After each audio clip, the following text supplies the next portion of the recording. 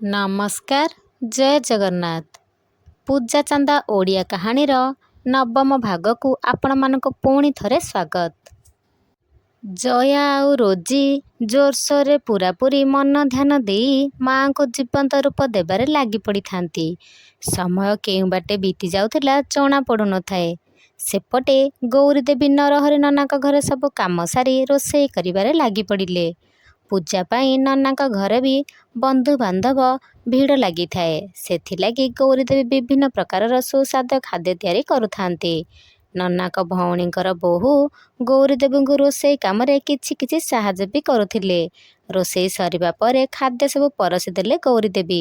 ସମସ୍ତେ ଖାଇସାରି ତାଙ୍କ ହାତରେ ଥିବା ଯାଦୁର ଭର ପ୍ରଶଂସା କରିଥିଲେ। ଗୌରୀଦେବୀଙ୍କୁ ବି ବାଧ୍ୟ କରିଥିଲେ ତାଙ୍କ ସହ ବସି ଖାଇବା ପାଇଁ କହିଲେ। ଗୌରୀଦେବୀ କହିଲେ, ମୁଁ ଘରକୁ ଗଲେ ଖାଇବି। ମୋ ଝିଅର ସାଙ୍ଗମାନେ ଆସିଛନ୍ତି, ସେମାନେ ବି ଖାଇବେ। ସେଥିପାଇଁ ଆମେ ସବୁ ମିଶି ଘରେ ଖାଇବୁ। କିନ୍ତୁ ନନାଙ୍କ ଭଉଣୀ ଛାଡ଼ିବା ଲୋକ ନୁହେଁ। ବହୁତ କହିବା ପରେ ଯାହା ହେଉ ଗୌରୀଦେବୀ ରାଜି ହୋଇ ଖାଇଲେ। ଖାଇବା ସମୟରେ ମାତୃ ହୃଦୟଟା ତାଙ୍କର ବିଳପି ଉଠୁଥିଲା। ଆଖି ତାଙ୍କର ଓଦା ହୋଇ ଆସୁଥିଲା। ଘରେ 3 ଜଣ ପିଲା ଉପାସ ପଡ଼ିଥିବା ବେଳେ ସେ ଏଠାରେ କ୍ଷୀରିପୁରୀ ପୋଲାଉ କେମିତି ଖାଇପାରିବେ? ତାଙ୍କର ଏ ଅବସ୍ଥାକୁ ନନା ଲକ୍ଷ୍ୟ କରି କହିଲେ, ଗୌରୀ, ଯିବାବେଳେ ଖାଦ୍ୟ ଯାହା ରୋଷେଇ କରିଥିଲୁ କିଛି ନେଇଯିବୁ ସେଥିରୁ। କାହିଁକି ଆଉ ପୁଣି ଯାଇ ରୋଷେଇ କରିବୁ? ଆଜି ତ ଅଧିକ ରନ୍ଧା ହୋଇଛି, ସେଥିରୁ ଟିଫିନରେ ପୁରାଇ ନେଇଯିବୁ। ଆଉ ଫ୍ରିଜରେ ମିଠା ଅଛି, ସେଥିରୁ ବି କିଛି ନେଇଯିବୁ। ସବୁ ତ ବୁଢ଼ା ବୁଢ଼ୀ ହୋଇ ରୋଗାକ୍ରାନ୍ତ ହେଲୁଣି, କିଏ ଆଉ ଏତେ ସବୁ ମିଠା ଖାଇବ? ନନାଙ୍କ ମୁହଁରୁ ଏକଥା ଶୁଣିବା ପରେ ଗୌରୀଦେବୀଙ୍କ ମୁହଁ ଉଜ୍ଜଳ ହୋଇ ଉଠିଲା। ତାଙ୍କ ହୃଦୟକୁ ଯେପରି ବହୁତ ପରିମାଣରେ ଶାନ୍ତି ମିଳିଗଲା। ପିଲା ଦୁଇଟା ଏତେ ବାଟରୁ ଆସିଛନ୍ତି, ତାଙ୍କୁ କିଛି ଭଲ ଖାଦ୍ୟ ଖୁଆଇବାର ଇଚ୍ଛା ଥିଲେ ବି ସେ ପାରୁନଥିଲେ। ଯାହା ହେଉ ସେମାନେ ଆଜି ଖୁସି ମନରେ ଖାଇବେ।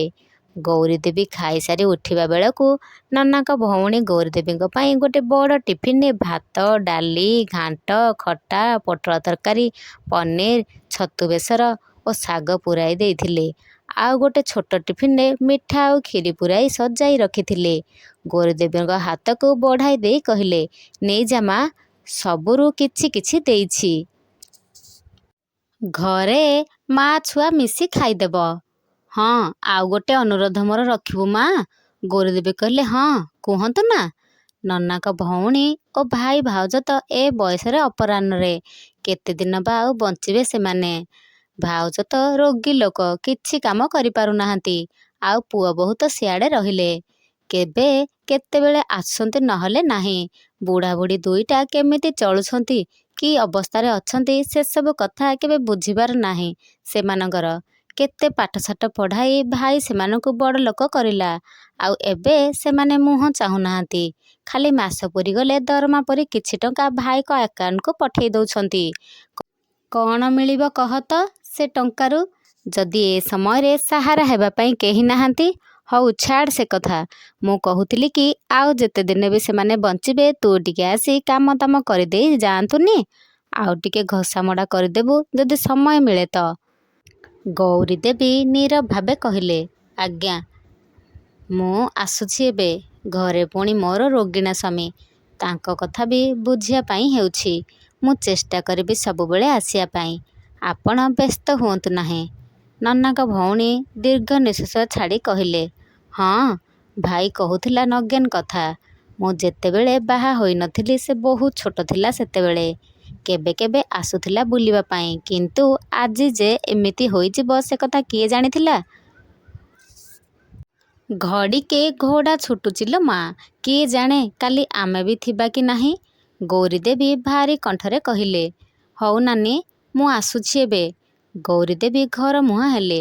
ଜୟା ଓ ରୋଜିଙ୍କର କାମ ବହୁତ ବାଟ ଆଗେଇ ଯାଇଥିଲା। ଯେମିତି ଯୁଦ୍ଧକାଳୀନ ଭିତରେ ସେମାନେ ଏସବୁ କରୁଥିଲେ। ଜୟାର ଆଗ୍ରହ ଓ ଦୃଢ଼ ନିଶ୍ଚିତ ମନ ତାକୁ ଅଳ୍ପ ସମୟରେ ବହୁତ କିଛି କରିବା ପାଇଁ ପ୍ରେରଣା ଯୋଗାଉଥିଲା।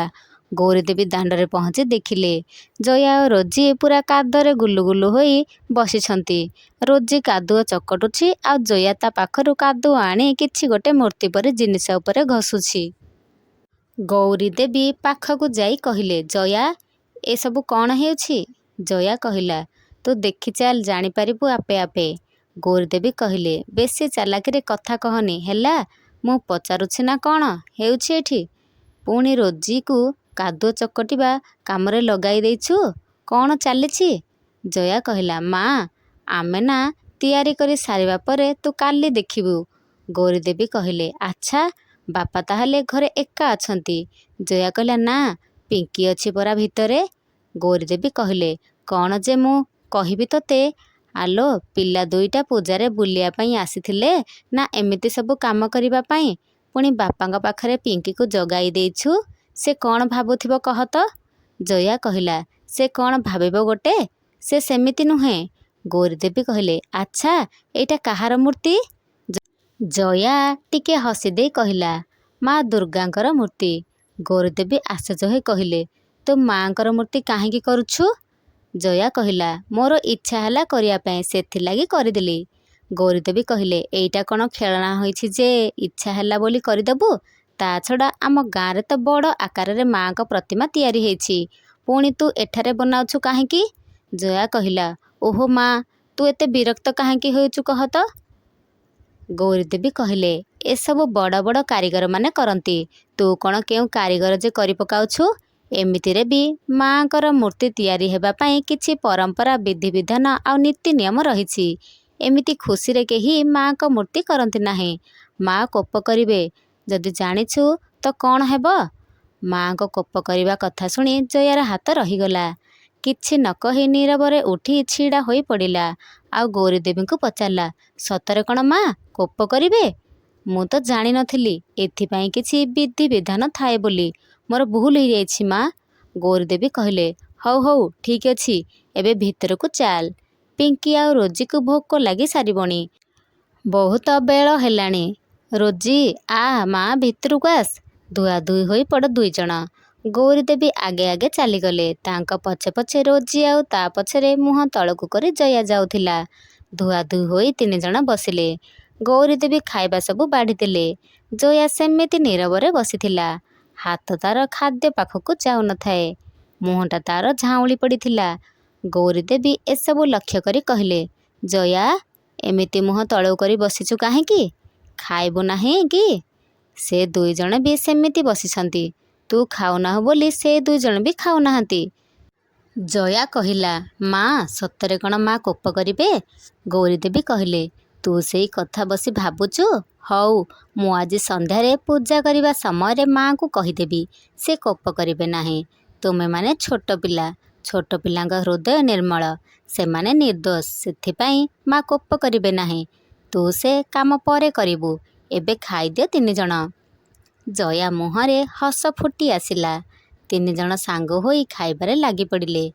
ପିଙ୍କି ଆଉ ରୋଜି ମାଉସୀଙ୍କ ପ୍ରଶଂସା କରି କହିଲେ, ସତରେ ଆପଣଙ୍କ ହାତରନ୍ଧାକୁ ମାନିବାକୁ ପଡ଼ିବ। ଗୌରୀଦେବୀ କହିଲେ, ହଉ ହଉ, ଆଉ କ'ଣ ଦେବି କୁହ? ଜୟା କହିଲା, ମା, ଆଉ ଟିକେ କ୍ଷୀରି ଦେ। ଗୌରୀଦେବୀ ସେମାନଙ୍କ ଥାଳିରେ କ୍ଷୀରି ପରଷି ଦେଲେ। ପରେ ସେ ଆଉ ଯାହା ଖାଦ୍ୟ ଥିଲା ଖାଇଲେ। ତା ପୂର୍ବରୁ ନଗେନ ବାବୁକୁ ଟେକି ବସାଇ ଦେଇ ଖାଦ୍ୟ ଖୁଆଇ ଦେଇ ପାଣି ପିଆଇ ଦେଲେ। ନଗେନ ବାବୁ ବି ଆନନ୍ଦରେ ଖାଉଥିଲେ। ତାଙ୍କ ମୁହଁର ହସ ଯେମିତି କହୁଥିଲା, ସତରେ ଗୌରୀ, ମୁଁ ତୁମ ପରି ସ୍ତ୍ରୀ ପାଇ ନିଜକୁ ଗର୍ବିତ ମନେ କରୁଛି। ଆଖିରୁ ତାଙ୍କର ଆତ୍ମତୃପ୍ତିର ଦୁଇଧାର ଅଶ୍ରୁ ବୋହି ଆସିଲା। ଗୌରୀଦେବୀ ନିଜ ପିନ୍ଧା ପଣତରେ ତାଙ୍କ ଲୁହ ପୋଛିଦେଇ କହିଲେ, କାନ୍ଦୁଛ କାହିଁକି ଯେ? ମୁଁ ସବୁବେଳେ ଅଛି ତୁମ ସହ, କିଛି ବି ହେବାକୁ ଦେବିନି ତୁମର। ମୁଁ ବଞ୍ଚିଥିବା ଯାଏ ମୋର ପାରୁ ପର୍ଯ୍ୟନ୍ତ ଏମିତି ତୁମର ସେବା କରି ଚାଲିଥିବି। ଚକ୍ଷୁର ଲୋତକ ହିଁ କହିଦିଏ ପ୍ରେମର ଗଭୀରତା କେତେ, ଆଉ ହୃଦୟର ବ୍ୟସ୍ତତା ହିଁ ଜଣାଇ ଦିଏ ପ୍ରିୟ ଲୋକଙ୍କୁ ହରାଇବାର ଭୟ କେତେ।